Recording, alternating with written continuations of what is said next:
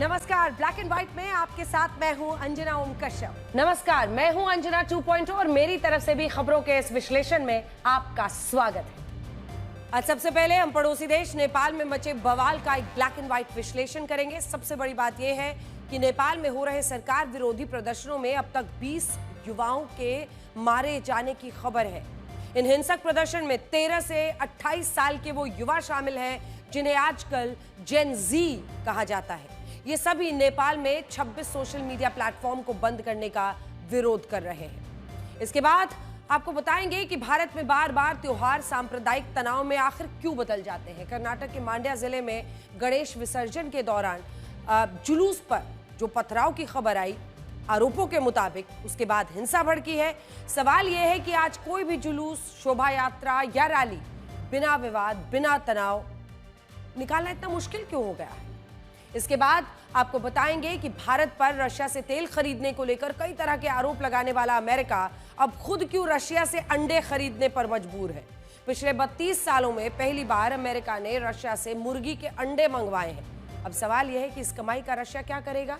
सोचिए, अमेरिका के लोग अंडे खाएंगे, उस पैसे से यूक्रेन के लोग गोली नहीं खाएंगे।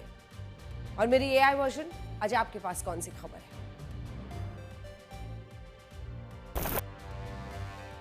आज मैं बताऊंगी कि क्या कैंसर मात्र एक वैक्सीन से ठीक हो सकता है। रूस के वैज्ञानिकों की एक टीम ने कैंसर की वैक्सीन बनाई है और सभी ट्रायल्स में इसकी 100% सफलता का दावा किया है। आज की सबसे बड़ी खबर भारत के पड़ोसी देश नेपाल से आ रही है, जहां सरकार विरोधी प्रदर्शनों में अब तक कुल 20 युवा मारे जा चुके हैं।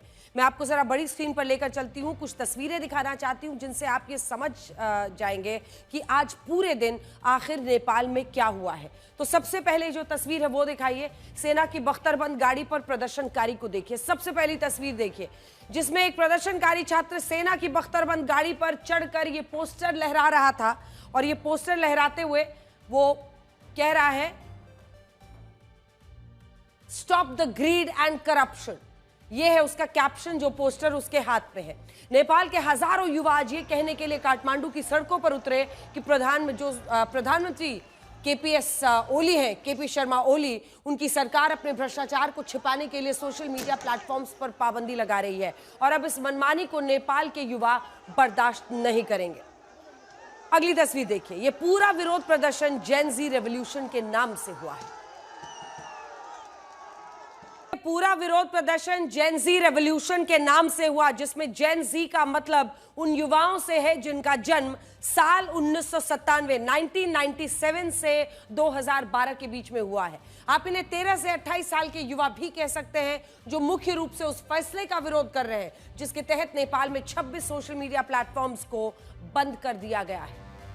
यहां पर आप देख सकते हैं Facebook, messenger, Instagram, WhatsApp, YouTube, x, LinkedIn, Snapchat, ये सूची बहुत लंबी है। ऐसे 26 ऐप्स को बंद किया गया है। हालांकि कुछ लोग कह रहे हैं कि अब व्हाट्सएप वहां पर चल रहा है और व्हाट्सएप काम कर रहा है। अब ये सारे के सारे आप देखेंगे तो हर औसतन अगर आप देखें तो इस जनवरी से इस साल के नेपाल में लगभग 80% से ज्यादा लोग हैं जो किसी न किसी एक सोशल मीडिया ऐप पर है। लगभग उनकी आधी आबादी फेसबुक पर है। कुल 3 करोड़ अगर आबादी है तो 1,50,00,000 के लोग, आसपास के लोग फेसबुक पर जरूर मौजूद हैं। इंस्टाग्राम हो, यूट्यूब हो, लाखों लाख उसके सब्सक्राइबर्स हैं नेपाल में। अब इन सभी सोशल मीडिया प्लेटफॉर्म्स पर इसलिए पाबंदी लगाई गई क्योंकि उन्होंने नेपाल में अपना रजिस्ट्रेशन नहीं कराया था और ये सारी कंपनियां नेपाल की सरकार के नियमों का पालन नहीं कर रही थी। इस पर विवाद बढ़ा। सरकार ने पिछले हफ्ते इन्हें बंद कर दिया और यह कहा कि ऑनलाइन कंपनियां नेपाल के कानून से बड़ी नहीं हो सकती।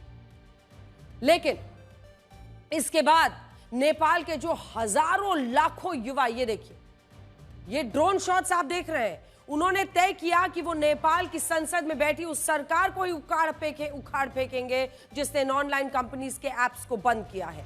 और इसी के बाद ये हिंसक विरोध प्रदर्शन हुआ और इसमें इतने युवा मारे गए। ये जितनी भी तस्वीरें आप देख रहे हैं, ये काठमांडू में नेपाल के संसद भवन की है, जहां आज हजारों युवाओं ने सेना पर हमले करके संसद को अपने कब्जे में लेने की कोशिश की।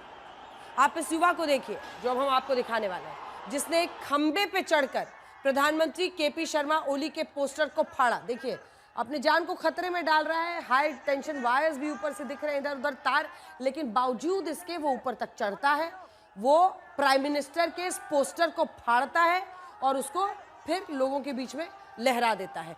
आप जो देख रहे हैं खंबे पर चढ़कर इस शख्स को ये पोस्टर फाड़ता हुआ, ये पूरा इलाका सरकार विरोधी नारों से उस वक्त गूंजने लगा जब इसने ये किया। जब प्रदर्शनकारियों ने संसद भवन के प्रवेश द्वार पर आगजनी करने की कोशिश की और हालात बद से बदतर हो गए, तो सरकार ने शूट एट साइट के ऑर्डर्स जारी किए और यह कहा गया कि संसद भवन के आसपास जो भी युवा विद्रोह करते हुए दिखे उसे गोली मार दी जाए। प्रदर्शनकारियों पर शूट एट साइट का भी ऑर्डर हो गया। आज दोपहर को जिस वक्त ये हिंसक विरोध प्रदर्शन हुआ, उस दौरान कई प्रदर्शनकारी संसद भवन के अंदर घुसने में भी कामयाब हो गए और स्थिति क्या हुई? स्थिति ये हो गई कि काठमांडू में हाई अलर्ट जारी कर दिया गया। राष्ट्रपति भवन से लेकर प्रधानमंत्री केपी शर्मा ओली और उपराष्ट्रपति के आवास पर कर्फ्यू लगा दिया गया। भारी सुरक्षा इंतजाम कर दिए गए, क्योंकि याद रखिए हाल ही में श्रीलंका और बांग्लादेश में जो तस्वीरें आई थी उसके बाद से सबसे ज्यादा डर यही था कि वैसा ही कुछ सीधा पीएम आवास पर नहीं हो जाए। आप इन तस्वीरों में देखिए, पुलिस और सेना ने प्रदर्शनकारियों को रोकने के लिए आंसू गैस से लेकर रबर बुलेट्स तक का इस्तेमाल किया, लेकिन इसके बाद भी यह हिंसक विरोध प्रदर्शन दूसरे शहरों और जिलों में फैल गया है। अब तक विराटनगर, पोखरा, नेपालगंज, बुटबल, चितवन जैसे जिलों और शहरों में भी हजारों युवा सड़कों पर आ रहे हैं। ये सिर्फ काठमांडू की बात नहीं है, ये आग पूरे नेपाल में फैल रही है। सरकार के द्वारा सोशल मीडिया पर प्रतिबंध लगाने के बाद आज से यहाँ जेनजी रेवोल्यूशन शुरू हुआ है। यहाँ पे लाखों की तादाद में जो है युवा सड़कों पर उतर आए हैं। हम लोग को ये बुरा लोग नहीं चाहिए, अब जो देश चलाएगा वो युवा लोग चलाएगा। हाम्रो साथीहरूलाई गोली लागिरहने यो कहाँको न्याय हो? मिनटमा यहाँ एक जनाले यहाँ गोली हानेको यहाँ इन्सिडेन्ट देख्न सकिरहेको छौँ हामीहरू, जो एकदम गलत हो। यो देशका यी पुराना पार्टीहरूलाई चाहिँ हामीले हराउनु पर्ने छ, हटाउनु पर्ने छ र नयाँ सुरुवात गर्नुपर्ने छ र जय नेपाल। तो हिंसक विरोध में जो कोई बाहर आ रहा है, आपने उनकी बातें सुनी, वो नए नेपाल का गठन चाहते हैं। आपने देखा कैसे पुलिस वाले सर्कल बनाकर किसी तरह से अपने आप को शील्ड से पत्थरबाजी से रोक रहे थे, लेकिन पुलिस ने भी जो जवाबी कार्रवाई की है उसमें 20 लोगों के 20 विरोध प्रदर्शनकारियों के मारे जाने की खबर है। देखिए, इस हिंसक विरोध प्रदर्शन को लेकर एक नई बात ये पता चली है कि इसका आयोजन एक एनजीओ ने किया था जिसका नाम है हम नेपाल। इसकी वेबसाइट पर लिखा है कि इस एनजीओ को Coca Cola, Viber, gold star और मलबरी होटल समेत कई कंपनियों से 20 करोड़ रुपए का वित्तीय सहयोग मिलता है, जिससे यह सवाल भी खड़ा हो रहा है कि क्या नेपाल की सरकार अब इन कंपनियों के खिलाफ कोई जांच भी शुरू कर सकती है। मैं आपको दिखाना चाहती हूं। इसके अलावा आरोप है कि इस एनजीओ ने इंस्टाग्राम और डिस्कॉर्ड ऐप पर कुछ ग्रुप्स बनाए। ये पेपर मेरे हाथ में है जो मैं आपको अब दिखाना चाहती हूं। ये पेपर मेरे हाथ में है और ये यूथ अगेंस्ट करप्शन, ये वाला जो पूरा मामला है, प्रोटेस्ट कॉल ऑन इंस्टाग्राम, इस पर आप देख रहे हैं। इस एनजीओ ने इंस्टाग्राम और डिस्कॉर्ड ऐप पर कुछ ग्रुप्स बनाए। इस ग्रुप में युवाओं और छात्रों को कुछ वीडियोस के जरिए यह बताया गया कि उन्हें कैसे प्रदर्शन करना है और अपने साथ क्या क्या लेकर आना है। मैं आपको जरा पढ़कर बताती हूं। इसमें जो बातें लिखी गई हैं फॉर टुडेज प्रोटेस्ट, उसमें कह रहे थे please carry the following with you. ये वाला पार्ट जो आप देख रहे हैं नीचे, इससे पहले वाला फ्रेम दिखाइए, उसमें साफ साफ लिखा है बैग, वाटर बॉटल, अम्ब्रेला और फेस मास्क। फेस मास्क भी लिखा है। इससे आप समझ सकते हैं कि आखिर क्या मंशा थी, क्योंकि जैसे ही आप यहां पर ये फेस मास्क देख रहे हैं सबसे नीचे, bag, water bottle, umbrella, face mask, चेहरा छिपाने के लिए फेस मास्क भी, या फिर उन्हें आशंका रही होगी आंसू गैस के गोले छोड़े जा सकते हैं तो अपने आप को बचाने के लिए, जो भी वजह रहा हो, जो खबर है, जो बात सामने आ रही है वो हम आपको दिखा रहे हैं। क्योंकि ये जो यूथ अगेंस्ट करप्शन है, ये जो हम नेपाल है, इसी से माना जा रहा है कि सबसे ज्यादा कॉल और इसको ऑर्गेनाइज किया गया है, इस पूरे प्रोटेस्ट को। तो देखिए, कुछ मीडिया रिपोर्ट्स में यह दावा भी किया गया कि यूट्यूब के बंद होने से जिन कंटेंट क्रिएटर्स, भाई कई लोग हैं जो वहां से अपनी कमाई करते थे, तो जो कंटेंट क्रिएटर्स हैं और छात्रों को नुकसान हो रहा था, उन्होंने वीपीएन का इस्तेमाल करके ये विरोध प्रदर्शन किया और नौबत ये आ गई कि अब पूरे नेपाल में तनाव है। वीपीएन को वर्चुअल प्राइवेट नेटवर्क कहते हैं, जिससे संबंधित जो प्रतिबंधित वेबसाइट्स है, मतलब जो बैंड वेबसाइट्स है और ऐप्स है, उनको भी चलाया जा सकता है और संभव है कि इस मामले में भी यही हुआ। देखिए, आज मेरे साथ 6 बजे के शो में भी एक बच्ची लाइव थी जिसने कहा कि हम नेपाल एनजीओ से हम हैं, और उसने कहा कि अगर ज़रूरत पड़ी तो हम वीपीएन का भी इस्तेमाल करके ऐप के जरिए लोगों को इकट्ठा करेंगे, लेकिन अब ये विरोध रुकने वाला नहीं है। अब आप इस विरोध प्रदर्शन की इनसाइड स्टोरी को जरा समझिए। कहानी कुछ इस तरह की है कि 2023 में नेपाल की सरकार ने सोशल मीडिया और ई कॉमर्स कंपनीज के लिए कुछ निर्देश जारी किए थे, जिन्हें उस वक्त social media usage regulation directive कहा गया। उस वक्त नेपाल की सरकार की दलील क्या थी? वो ये कह रहे थे कि देश में फर्जी अकाउंट खुल रहे हैं, साइबर ठगी हो रही है, लोगों को लूटा जा रहा है, नफरत फैलाने वाली पोस्ट आ रही हैं, ऑनलाइन धोखाधड़ी तेजी से बढ़ रही है, और जिन सोशल मीडिया प्लेटफॉर्म्स और एप्स के जरिए सब हो रहा है उन पर सरकार का कोई नियंत्रण ही नहीं है। सरकार ने इन सारी बातों पर चिंता जताते हुए ऐलान किया कि वो इन सभी कंपनीज और एप्स को जवाबदेह बनाएंगी और इन्हें भी नियमों के दायरे में लाया जाएगा। उसके बाद क्या हुआ? सरकार की इन चिंताओं के साथ ये बात भी उतनी ही सच थी कि उस वक्त नेपाल में सोशल मीडिया पर सरकार की खूब आलोचना हो रही थी, और इस आलोचना का कारण क्या था? वो कारण था भ्रष्टाचार। साल 2023 में नेपाल की सरकार पर एक बड़े घोटाले का आरोप लगा, जिसे नेशनल पेमेंट गेटवे स्कैम कहा गया। उस वक्त नेपाल की सरकार डिजिटल लेन देन के लिए अपने देश में भारत जैसा यूपीआई सिस्टम बनाना चाहती थी, लेकिन बाद में एक नई जांच में यह पता चला कि नेपाल के वाणिज्य मंत्रालय के तत्कालीन सचिव और दूसरे वरिष्ठ अधिकारियों ने जिस सॉफ्टवेयर और उपकरणों को यह सिस्टम बनाने के लिए खरीदा, वो या तो बेकार है या पुराने हैं। इस घोटाले के बाद ही सोशल मीडिया पर नेपाल की सरकार का काफी विरोध हुआ, और इसी दौरान नेपाल की सरकार ने कुछ सोशल मीडिया कंपनी से यूट्यूब और ऑनलाइन अकाउंट्स को बंद करने के निर्देश दे दिए। लेकिन जब इन कंपनियों ने ऐसा नहीं किया तो सरकार और सोशल मीडिया कंपनियों में टकराव की स्थिति बन गई। हालांकि इस स्थिति में भी ऐसा नहीं था कि इन नियमों की उस वक्त नेपाल को कोई जरूरत नहीं थी। एक हकीकत यह भी है कि उस वक्त ये कंपनियां नेपाल में होने वाले साइबर फ्रॉड और फेक न्यूज से फैलने वाली हिंसा के मामलों में कोई जिम्मेदारी लेने को तैयार ही नहीं थी, जिसके बाद नेपाल की सरकार ने ये नियम बनाए और इन्हें नेपाल में अपना रजिस्ट्रेशन कराने के लिए कहा कि आप नेपाल में रजिस्टर किया। ऐसा विश्व के कई देशों ने किया है। इस दौरान सरकार का टिकटॉक के साथ विवाद भी हुआ और टिकटॉक कुछ समय के लिए नेपाल में बंद भी हो गया था। और इस पाबंदी का कारण क्या था? यही कि साइबर फ्रॉड, अश्लील कंटेंट के मामले में टिकटॉक कंपनी नेपाल की सरकार के नियमों का पालन ही नहीं कर पा रही थी। यह विवाद तब और बढ़ा जब बाकी सोशल मीडिया कंपनियों ने नियमों को नेपाल की अदालतों में चुनौती दे डाली, और यह मामला काफी बड़ा होता गया। इस सब के बाद इस साल नेपाल की सरकार एक ई कॉमर्स एक्ट लेकर आई, और ये वही कानून था जिसके तहत सोशल मीडिया कंपनियों के लिए नेपाल में रजिस्ट्रेशन को कानूनी रूप से अनिवार्य बना दिया गया। और नेपाल के सुप्रीम कोर्ट ने भी इन कंपनियों को कोई राहत नहीं दी और ये कहा कि इन कंपनियों को नेपाल में अपना पंजीकरण, अपना रजिस्ट्रेशन कराना ही होगा। और यहाँ रजिस्ट्रेशन का मतलब ये था कि इन कंपनियों को नेपाल में अपना दफ्तर खोलना होगा, और दफ्तर खोलने के बाद वहां स्टाफ भी रखना होगा, जिससे नेपाल की सरकार संपर्क कर पाएगी और वो अधिकारी उनका पूरा काम मैनेज करेगा, और जो भी शिकायतें आती हैं कंप्लायंस ऑफिसर जिसे कहते हैं उसकी नियुक्ति की जाए। अब नेपाल की सरकार ने यहां जो किया वो गलत नहीं था। यहां तक वो अकाउंटेबिलिटी चाहते थे। ये तमाम कंपनियां पश्चिमी देशों में तो रजिस्ट्रेशन के नियमों को मानती हैं। तमाम पश्चिमी देश हैं जहां पर उन्होंने रजिस्टर्ड बाकायदा उस कंट्री में कराया है, दफ्तर खोला है, वहां पर कंप्लायंस ऑफिसर भी दिया है। लेकिन नेपाल और भारत जैसे एशियाई देशों में पूरी तरह अपनी मनमानी करती हैं, और यहां भी यही हुआ। नेपाल को एक छोटा बाजार समझते हुए कई कंपनियों ने अपना रजिस्ट्रेशन कराना जरूरी नहीं समझा, और उसके बाद नेपाल की सरकार ने भी ऐसा नहीं करने वाली 26 कंपनियों के ऐप्स पर अस्थायी प्रतिबंध लगा दिया, और इसके बाद आज ये हिंसक विरोध प्रदर्शन हुआ। अब यहां सोचने वाली बात यह है कि सरकार सोशल मीडिया की जगह कुछ और बैन करती तो शायद नेपाल में इस तरह का कोई हंगामा नहीं होता। लेकिन यहाँ ये विरोध प्रदर्शन इसलिए हिंसक हुए क्योंकि सोशल मीडिया के इन सारे ऐप्स ने नेपाल की युवा पीढ़ी को अपने उनको आदत लगी हुई है, और इसे आप कुछ आंकड़ों से भी समझ सकते हैं। बड़ी स्क्रीन पर लेकर चलती हूँ, कुछ नंबर्स आपको बताते हैं जिससे आप समझेंगे कि आखिर ये इतने बड़े पैमाने पर जो यूजर्स इस वक्त नेपाल में हैं। नेपाल की कुल आबादी है 3 करोड़ और 1.20 मतलब 1 करोड़ 20 लाख लोग। 13 से 28 साल के जो युवा हैं वो 40% जेन ज़ी सरकार के खिलाफ है।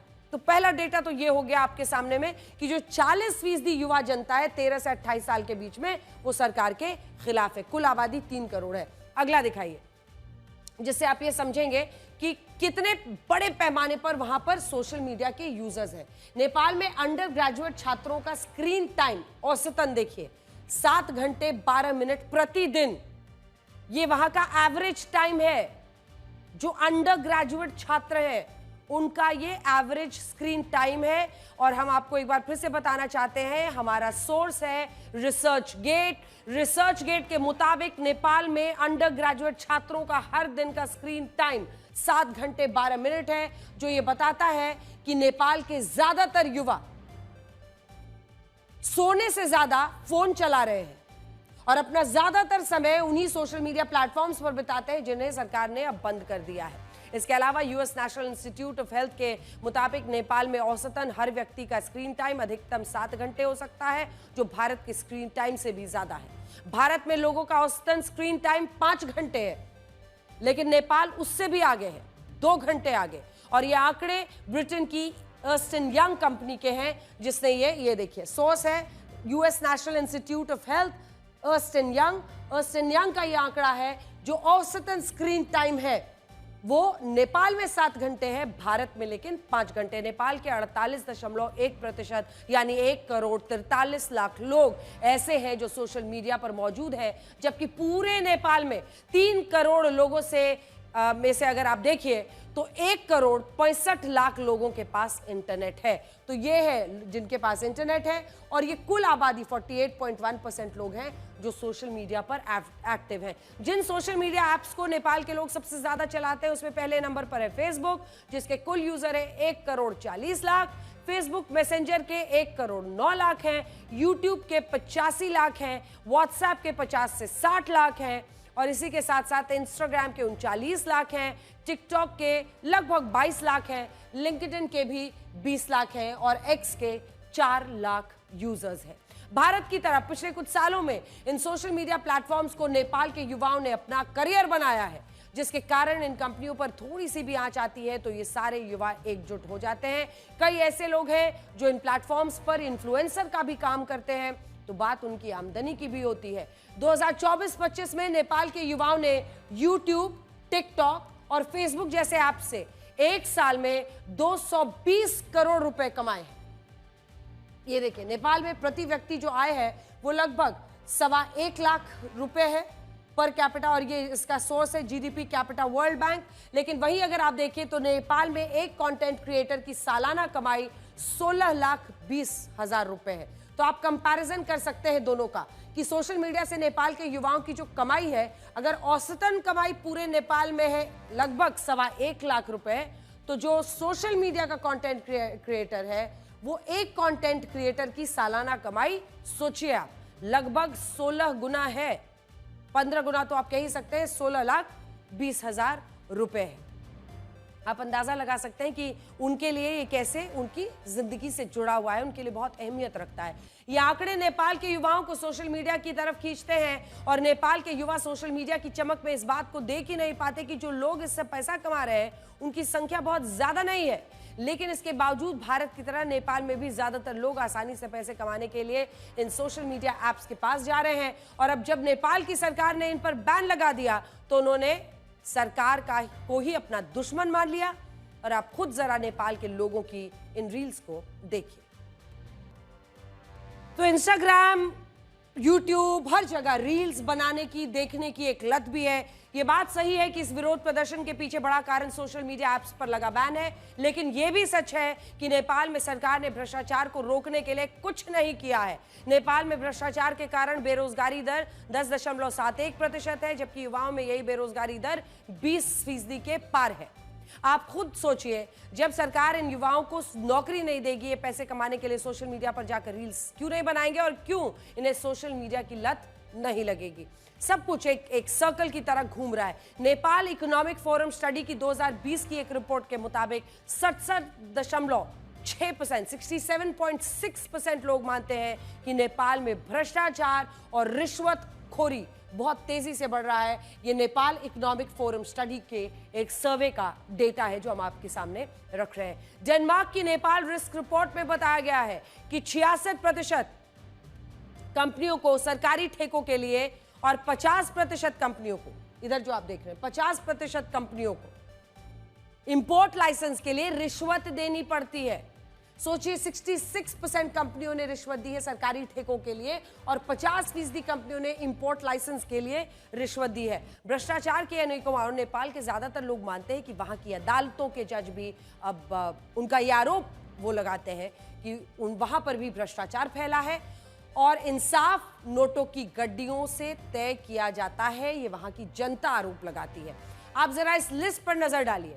इसी साल जुलाई 2025 में मंत्री राजकुमार गुप्ता का एक ऑडियो लीक हुआ जिसमें उन्हें लैंड कमीशन नियुक्तियों में गड़बड़ी करने के लिए 48 लाख नेपाली रुपए के रिश्वत मांगते हुए सुना गया। इसी साल एक जमीन घोटाला हुआ जिसके आरोप पूर्व प्रधानमंत्री माधव कुमार और 92 अन्य नेताओं और मंत्रियों पर लगा।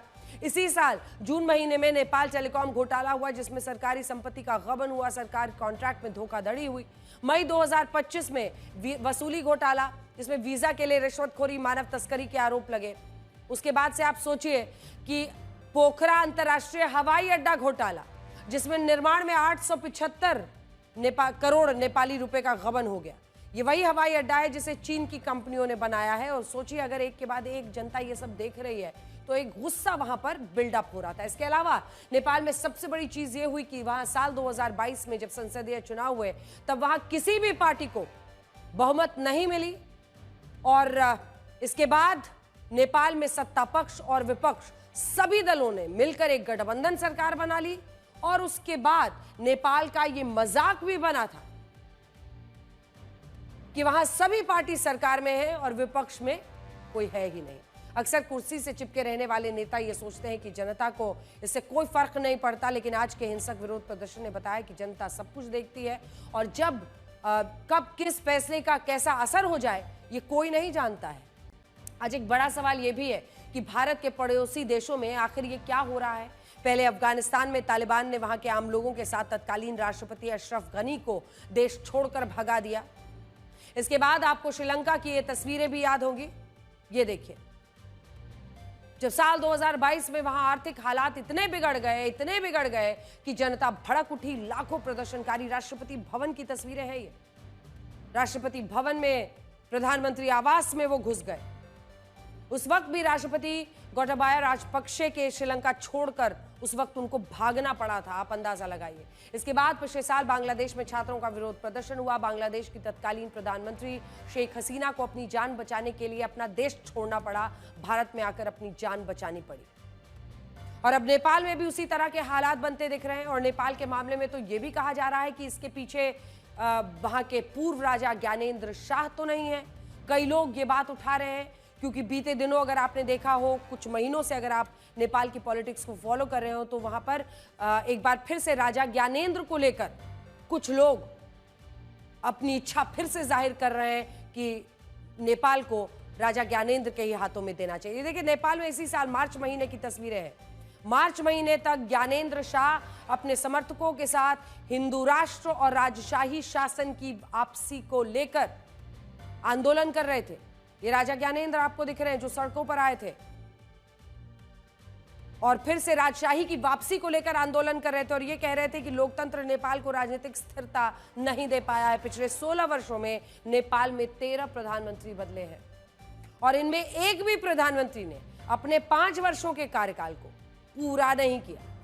आज भी नेपाल की मौजूदा सरकार का झुकाव वामपंथ के प्रति ज्यादा है, जिससे वहां के हिंदुओं को लगता है कि सरकार में उनका प्रतिनिधित्व तो नहीं है और यह सरकार नेपाल की नहीं बल्कि चीन की कम्युनिस्ट पार्टी द्वारा चुनी गई सरकार है।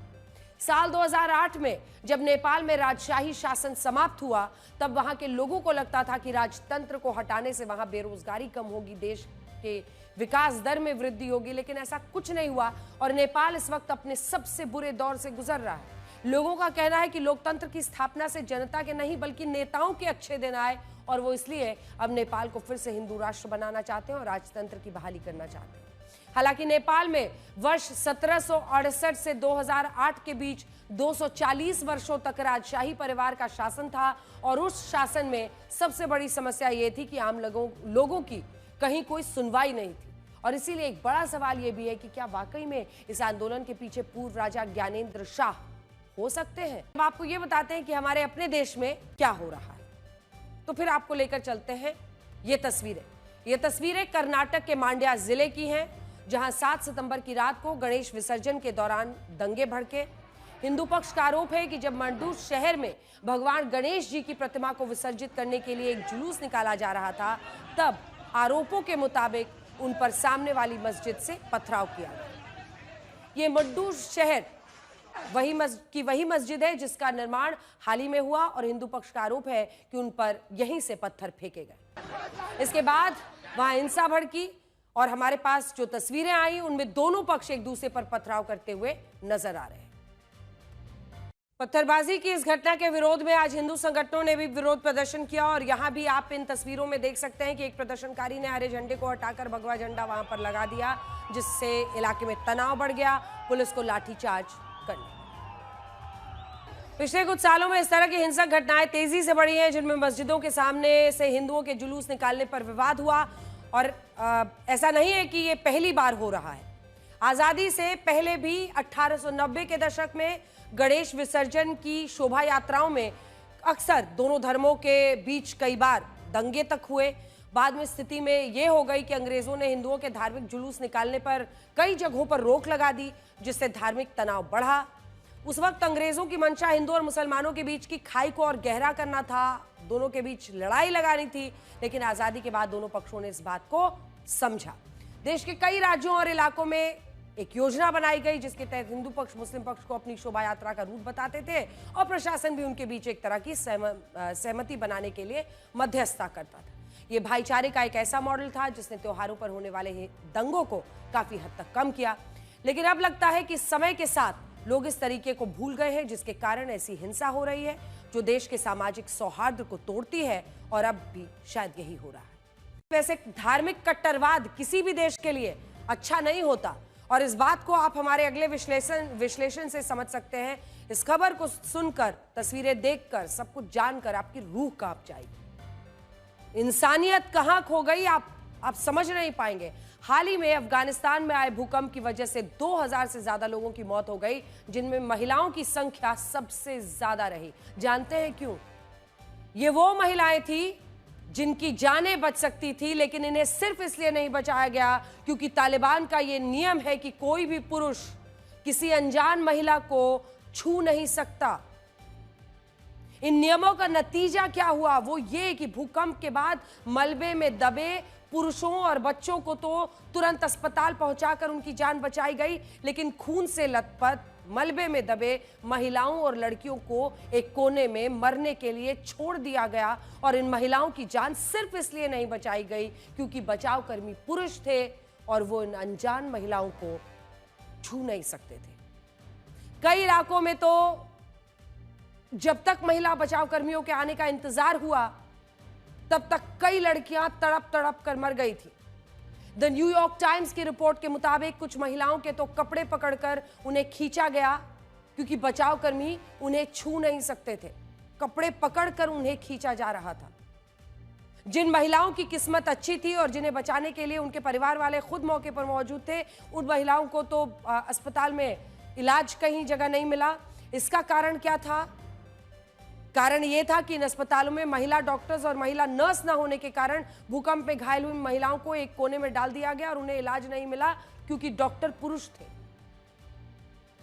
और अब जब कई महिलाएं नियमों और अफगानिस्तान की इस कट्टर संस्कृति के कारण मर गईं, तब तालिबान की सरकार ने कल इस नियम को हटाने का ऐलान किया है और ये नियम भी सिर्फ तब तक के लिए हटाया गया है जब तक कि भूकंप को लेकर बचाव अभियान पूरा नहीं होता। मैं आपको बड़ी स्क्रीन पर जरा पढ़कर बताती हूँ कि न्यूयॉर्क टाइम्स ने अपनी इस रिपोर्ट में क्या लिखा है, क्योंकि ये दिल तोड़ देने वाली खबर है कि सिर्फ इसलिए क्योंकि ये तालिबान ने महिलाओं के खिलाफ ऐसे कानून बनाए हुए हैं रविवार को उन्होंने बताया है कि किस तरह से पूर्वी अफगानिस्तान के पहाड़ी इलाकों में आए भूकंप से तबाही हुई। बस्तियों में 36 घंटे से भी ज्यादा समय बीतने के बाद पहले बचावकर्मी बीवी आयशा के गांव पहुंचे, लेकिन राहत पहुंचाने की बजाय उन्हें देखकर उनका डर और बढ़ गया। उनमें से एक भी महिला नहीं थी। अफगान सांस्कृतिक नियम जो तालिबान ने आपात हालात में भी लागू किए हैं, उन पुरुषों और महिलाओं के बीच शारीरिक संपर्क वर्जित है। आप टच नहीं कर सकते, शारीरिक संपर्क वर्जित करते हैं जो परिवार के सदस्य नहीं है। अगर आप उस परिवार के नहीं हैं तो आप उस परिवार की महिला को नहीं छू सकते हैं। बचावकर्मी पुरुष थे, इसलिए महिलाओं को बचाया नहीं जा सका। कुन्नार प्रांत में आपातकाल दल ने घायल पुरुषों और बच्चों को निकाला और उनका इलाज किया, लेकिन महिलाओं और किशोरियों को, जिनमें कुछ का खून बह रहा था, उन्हें किनारे कर दिया। किसी ने भी महिलाओं की मदद नहीं की। पुरुषों की मेडिकल टीम के सदस्य ढही इमारतों के मलबे से महिलाओं को निकालने से हिचकिचा रहे थे। फंसी हुई महिलाओं को पत्थरों के नीचे छोड़ दिया गया। वो दूसरे गांव की महिलाओं के पहुंचने का इंतजार कर रहे थे।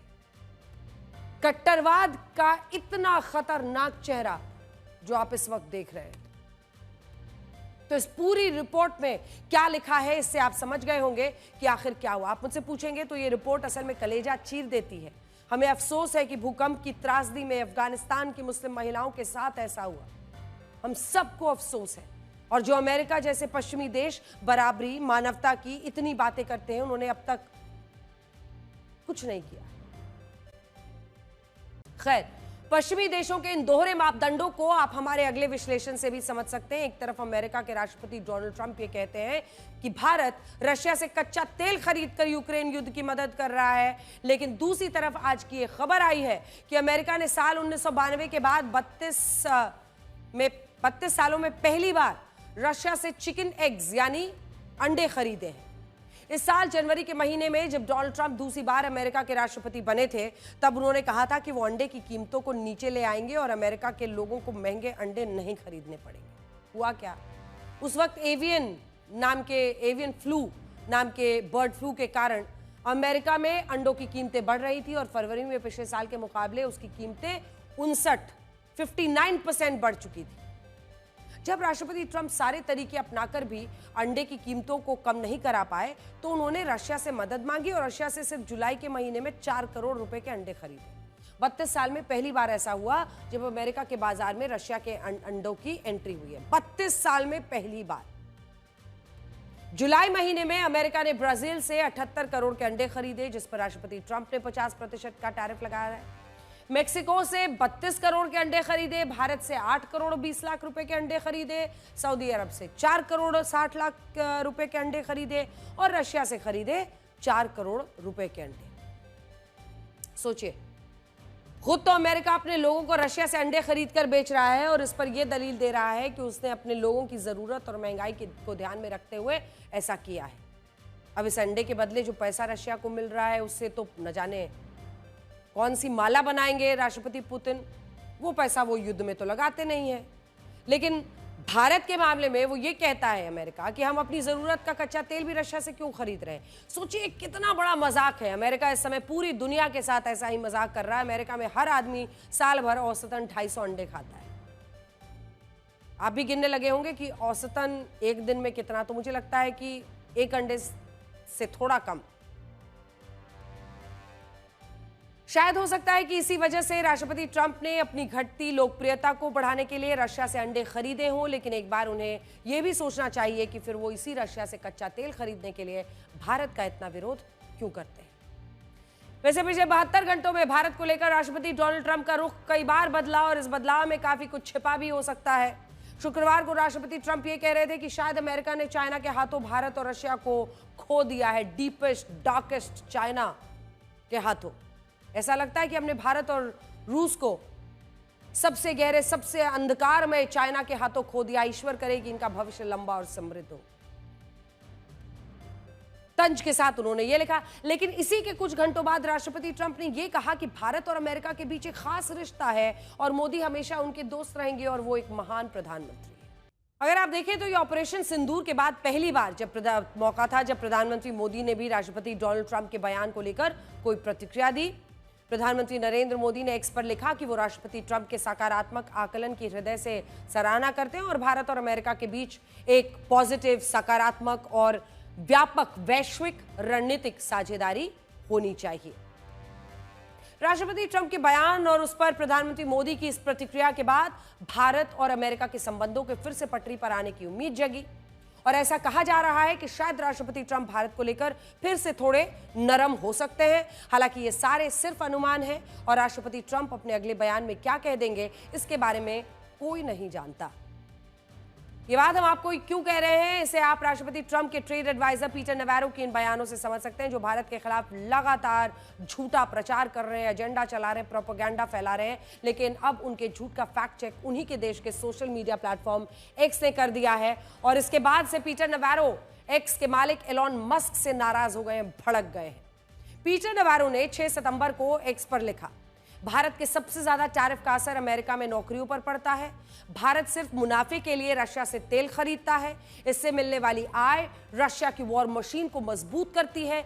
लोग मरते हैं, अमेरिकी टैक्स पेयर का पैसा खर्च होता है और भारत बहाने बनाता है। उन्होंने इसे फैक्ट भी बताया, लेकिन उनके इस कथित फैक्ट का फैक्ट चेक एक्स ने ही कर दिया और तथ्यों के साथ एक्स के कम्युनिटी नोट्स ने तुरंत प्रतिक्रिया दी और बताया कि भारत की तेल खरीद एनर्जी सिक्योरिटी के लिए है और यह किसी प्रतिबंध का उल्लंघन नहीं है। इसमें यह भी लिखा था कि भारत जरूर कुछ टैरिफ लगाता है, लेकिन सर्विसेज में अमेरिका का ट्रेड सरप्लस है, जो हम आपको बार बार ब्लैक एंड व्हाइट में बता रहे हैं। सर्विसेज में अमेरिका का ट्रेड सरप्लस है और खुद अमेरिका रशिया से यूरेनियम फर्टिलाइजर खरीदता है। एक्स के नोट्स में पीटर नवारो के बयान को डबल स्टैंडर्ड तक बता दिया। तो इससे आप समझ सकते हैं कि पीटर नवारो की बौखलाहट कौन से स्तर पर चल गई होगी। तो ये आप देखिए, पीटर नवारो ने जो लिखा उसके बाद से ये जो कम्युनिटी नोट आया उस पर करंटली रेटेड हेल्पफुल, इसमें आप देखिए भारत की रशिया तेल खरीद एनर्जी सिक्योरिटी के लिए है। नवारो के झूठ की पोल वहीं पर खोल दी गई, फैक्ट चेक हो गया एक्स पर और उसके बाद ये लिखा, ये तेल खरीद अंतर्राष्ट्रीय कानून का उल्लंघन नहीं करती है क्योंकि रशिया से तेल खरीदने पर कोई बैन है ही नहीं। अमेरिका भारत पर दबाव डालकर अरबों डॉलर का रशिया सामान आयात कर रहा है। उनका यह भी कहना था, जो फैक्ट चेक हुआ, कि अमेरिका खुद तो रशिया से करोड़ों का सामान खरीद रहा है और भारत पर दबाव बना रहा है। ये उसके दोहरे मापदंड को दिखाता है। तो इससे आप समझ गए होंगे कि जब ये फैक्ट चेक हो गया उसके बाद पीटर नवारो का गुस्सा कौन से आसमान पर पहुंच गया होगा। ये जवाब पीटर नवारो बर्दाश्त नहीं कर पाए और वो अपने झूठ की पोल खुलते ही एक्स के मालिक एलॉन मस्क पर भड़क गए और ये कहा कि वो अपने नोट्स में प्रोपेगेंडा को जगह दे रहे हैं और उन्होंने इस नोट्स को घटिया बताते हुए फिर से अपना पुराना बयान दोहरा डाला। इस पर एलॉन मस्क ने बिना नाम लिए पीटर नवारो को जवाब दिया और कहा कि इस प्लेटफॉर्म पर लोग खुद ही नैरेटिव तय करते हैं, सभी के तर्क सुने जाते हैं और कम्युनिटी नोट्स सबका डेटा ठीक करता है। इसके बाद पीटर नवारो ने पूछा कि क्या एक्स को ऐसे पोस्ट डालने चाहिए जिसमें दूसरे देशों के हितों को ध्यान में रखने वाले ऑब्जर्वर्स अमेरिका की घरेलू अर्थव्यवस्था और राजनीति में दखल करते हैं। एक्स के कम्युनिटी नोट्स ने इसका तीखा और सटीक जवाब दिया और कहा कि ये जवाब फॉरेन इंटरेस्ट के आधार पर नहीं लिखे जाते, इसके लिए पूरा सिस्टम है जिससे जवाब में कोई पूर्वाग्रह ना हो। इसमें नवारो को आईना दिखाते हुए कहा कि आप खुद अक्सर दूसरे देशों की नीतियों पर दुर्भावनापूर्ण टिप्पणी करते हैं और ये बात यहीं खत्म नहीं हुई।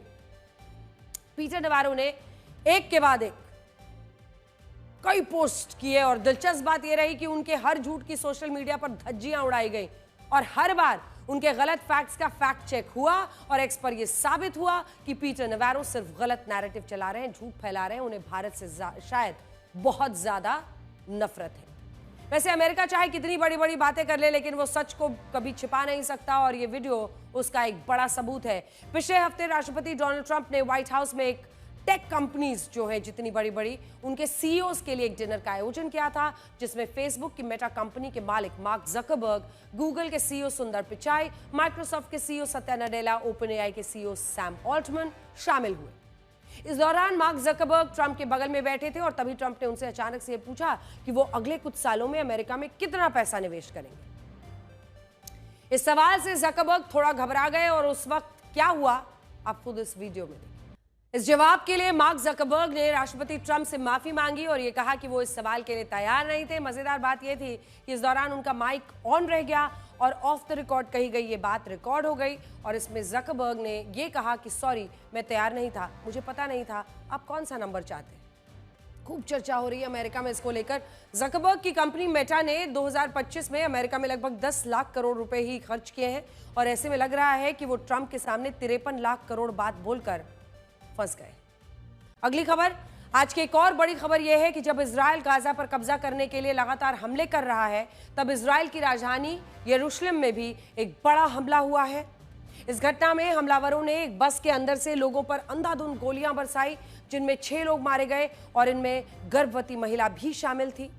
सोचने वाली बात यह है कि गाजा पर कोई हमला होता है तो पूरी दुनिया में मानवता को लेकर बातें शुरू हो जाती हैं, लेकिन यरूशलेम में हुए इस हमले के बाद हमास अपने आतंकवादियों को योद्धा बता रहा है, उनकी सराहना कर रहा है। और अब हम आपको बताएंगे कि क्या कैंसर मात्र एक वैक्सीन से ठीक हो सकता है। ये उम्मीद की किरण जगी है क्योंकि रशिया के वैज्ञानिकों की एक टीम ने कैंसर के खिलाफ लड़ाई में बड़ी सफलता हासिल की है।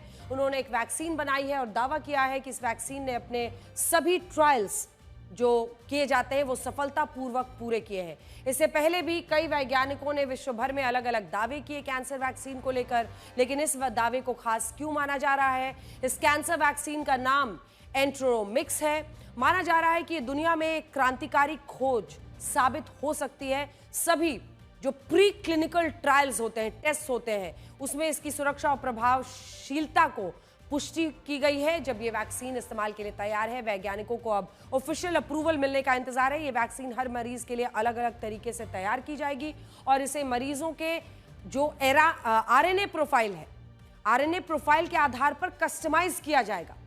मतलब कोई भी अगर पेशेंट है तो उसके आरएनए को देखकर इस वैक्सीन को कस्टमाइज करके बनाया जाएगा।